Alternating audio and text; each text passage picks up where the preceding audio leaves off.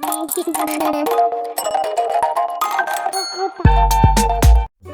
की कहानी अनोखे सवाल। ये बात है उस समय की जब बीरबल की बुद्धिमानी के किस्से उनके राज्य के अलावा दूर दूर तक भी चर्चित थे।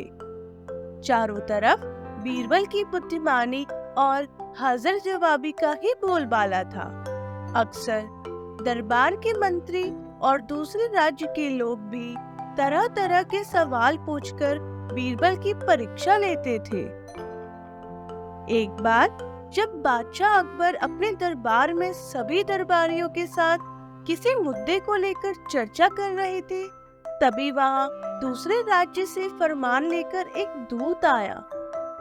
हुजूर, हमारे राजा ने भी आपके दरबारी बीरबल के बारे में बहुत सुना है। हमारे राजा के मन में भी कुछ अनोखे सवाल थे जिनका जवाब किसी के पास भी नहीं था। इसीलिए उन्होंने अपने अनोखे सवालों का जवाब लेने के लिए मुझे यहाँ भेजा है। उम्मीद है बीरबल हमें निराश नहीं करेंगे। अरे वाह, अब तो मेरी भी तीव्र इच्छा है इन अनोखे सवालों को जानने की। आप बस सवाल बताइए, बीरबल के पास जरूर उनका जवाब होगा। दरबार के सभी लोग भी उत्सुकता से भरे इंतजार कर रहे थे। आखिर क्या है अनोखा सवाल जिसका जवाब लेने के लिए ये आदमी इतनी दूर से आया है। सभी टकटकी लगाए उस दूत को ही निहार रहे थे। तभी दूत कहता है, ठीक है हुजूर, बीरबल के लिए मेरा पहला सवाल है, आसमान में कितने तारे हैं?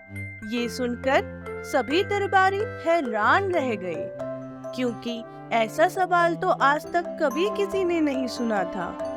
अब उनको डर था कि बीरबल इतने कठिन सवाल का जवाब कैसे देंगे। कहीं आज बीरबल के साथ साथ हमारे पूरे राज्य की बेइज्जती ना हो जाए। कुछ देर सोचने के बाद बीरबल कहने लगे, आसमान में इतने तारे हैं जितने एक भेड़ के शरीर पर बाल। अगर आपको कोई संदेह है तो आप गिन सकते हैं। ये जवाब सुनकर दूत हैरान हो गया और फिर उसने दूसरा सवाल पूछा। अच्छा, तो बताओ धरती का केंद्र कहाँ है? आप थोड़ा पीछे, थोड़ा सा और पीछे। परफेक्ट। अब जहाँ पर आप अभी खड़े हैं वही धरती का केंद्र है। अगर आपको यकीन नहीं होता तो आप नाप भी सकते हैं। बीरबल की चतुराई देखकर दूत फिर से सोच में पड़ गया और उसने तीसरा सवाल पूछा। तो आप ये बताओ, आपके राज्य में कौवे कितने हैं? 1, 2, 3, वो 4 और वो 5। जी, टोटल 10,312 कौवे हैं हमारे राज्य में। आप इतने विश्वास के साथ कैसे कह सकते हो?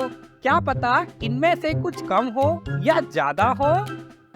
इतने ही हैं, चाहे आप गिन लीजिए। और हाँ, अगर आपको कुछ कौवे कम मिले तो जरूर वो कौवे दूसरे राज्य में अपने रिश्तेदारों के वहाँ गए होंगे। और अगर ज्यादा हुए तो उसका क्या? अगर ज्यादा हुए तो इसका मतलब है दूसरे राज्य में उनके रिश्तेदार कौवे हमारे राज्य में खाने पर आए हैं। जैसे ही बीरबल ने ये बात कही, पूरा दरबार ठहाकों से गूंज उठा। वही बीरबल का जवाब सुनकर दूत सोच में पड़ गया। फिर उसने एक छड़ी मंगवाई। मेरा आखिरी सवाल ये है, क्या आप इस छड़ी को बिना काटे छोटा कर सकते हो? ये तो बहुत ही अजीबोगरीब सवाल था। कुछ देर के लिए बीरबल भी सोच में पड़ गए। फिर बीरबल ने अपने कद के बराबर एक छड़ी मंगवाई और उस छड़ी को पहले से मौजूद छड़ी के पास रखा। ये लीजिए, अब आप ही बताइए कौन सी छड़ी छोटी है?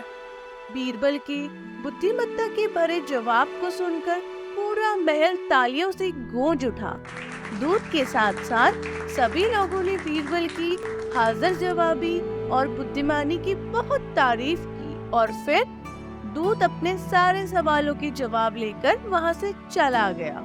इस तरह बीरबल ने सारे अनोखे सवालों का अनोखा जवाब दिया। अगर आपको हमारी ये कहानी अच्छी लगी तो जल्दी से इस वीडियो को लाइक कर दो और हाँ, चैनल को सब्सक्राइब करना तो आप बिल्कुल भी मत भूलना। तभी तो रोज आप हमारी अच्छी अच्छी कहानियाँ सुन पाएंगे।